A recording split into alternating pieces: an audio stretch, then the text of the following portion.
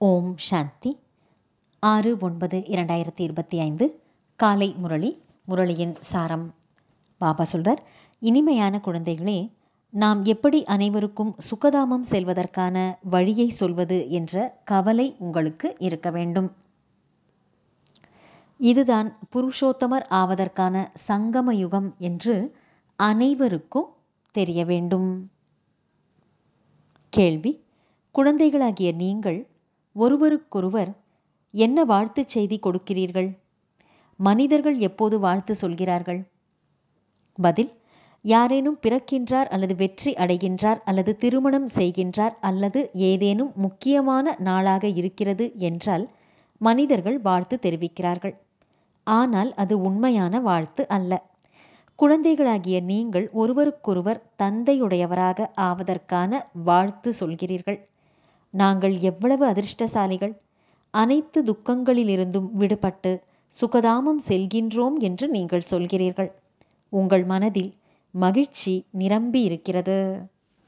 ஓம் சாந்தி. எல்லைக்கு அப்பாற்பட்ட தந்தை வந்து எல்லைக்கு அப்பாற்பட்ட குழந்தைகளுக்கு புரிய வைக்கின்றார். எல்லைக்கு அப்பாற்பட்ட தந்தை யார் என்ற கேள்வி இப்பொழுது எழுகிறது. அனைவருடைய தந்தை ஒருவர். அவரை பரமபிதா என்று அழைக்கப்படுகிறார் என்பதை தெரிந்திருக்கிறீர்கள். லௌகிக தந்தையை பரமபிதா என்று சொல்வதில்லை. பரமபிதா ஒரே ஒருவர்தான். அவரை அனைத்து குழந்தைகளும் மறந்துவிட்டனர். ஆகையால் துக்கத்தை நீக்கி சுகத்தை கொடுக்கும் பரமபிதா பரமாத்மாவை குழந்தைகளாகிய நீங்கள் தெரிந்துள்ளீர்கள். தந்தை நம்முடைய துக்கத்தை எப்படி நீக்கி கொண்டிருக்கின்றார்? பிறகு நாம் சுகம் சாந்தி நிறைந்த இடத்துக்கு சென்று விடுவோம் என்று நீங்கள் அறிவீர்கள். அனைவரும் சுகத்துக்கு செல்வதில்லை. சிலர் சுகத்துக்கும் சிலர் சாந்திக்கும் சென்று விடுகிறார்கள். சிலர் சத்யுகத்தில் பாகத்தை நடிக்கிறார்கள். சிலர் திரேதா யுகத்தில், சிலர் துவாபர யுகத்தில் பாகத்தை நடிக்கிறார்கள். நீங்கள் சத்யுகத்தில் இருக்கும்போது மற்ற அனைவரும் முக்தி தாமத்தில் இருப்பார்கள். அதை ஈஸ்வரனுடைய வீடு என்று சொல்வோம். இப்போது மனிதர்களுக்கு தந்தை சுகம் மற்றும் சாந்தியின் ஆஸ்தியை கொடுத்து கொண்டிருக்கிறார் என்று எப்படி வழிகாட்டுவது? உலகத்தில் அமைதி எப்படி ஏற்படுகிறது? அமைதி எப்போது இருந்தது? இதை அவர்களுக்கு எப்படி புரிய வைப்பது? சேவாதாரி குழந்தைகள் வரிசை கிரமமான முயற்சியின்படி இதை சிந்தனை செய்வார்கள். நீங்கள் பிரம்மாவின் முக வம்சாவளி பிராமணராவீர்கள். உங்களுக்குத்தான் தந்தை தன்னுடைய அறிமுகத்தை தந்துள்ளார். முழு உலகத்தில் உள்ள மனிதர்களின் பாகத்தை பற்றியும் அறிமுகம் கொடுத்துள்ளார்.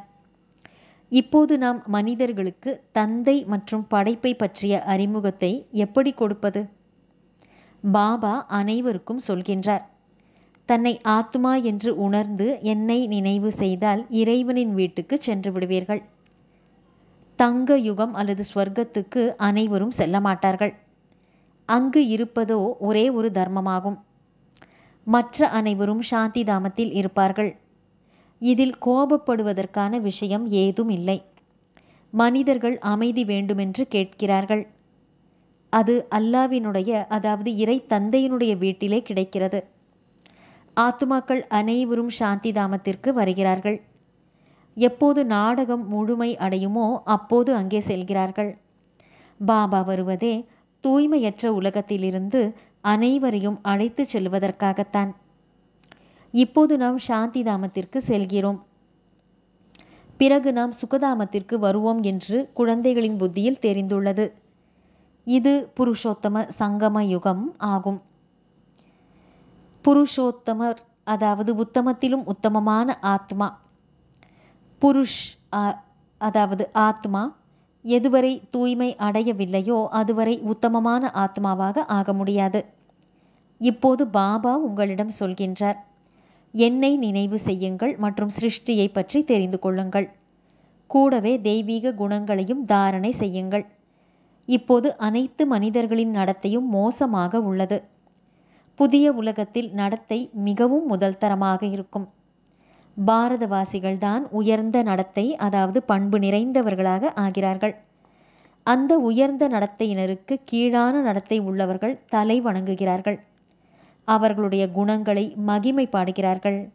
இதை குழந்தைகளாகிய நீங்கள்தான் புரிந்து கொள்ளுகிறீர்கள். இப்போது மற்றவர்களுக்கு இதை புரிய வைப்பது எப்படி? எப்படிப்பட்ட சகஜமான யுக்தியை உருவாக்குவது? இது ஆத்மாக்களின் 3வது கண்ணை திறக்கும் விஷயமாகும். நல்லது. தாரணைக்கான முக்கியமான சாரம்.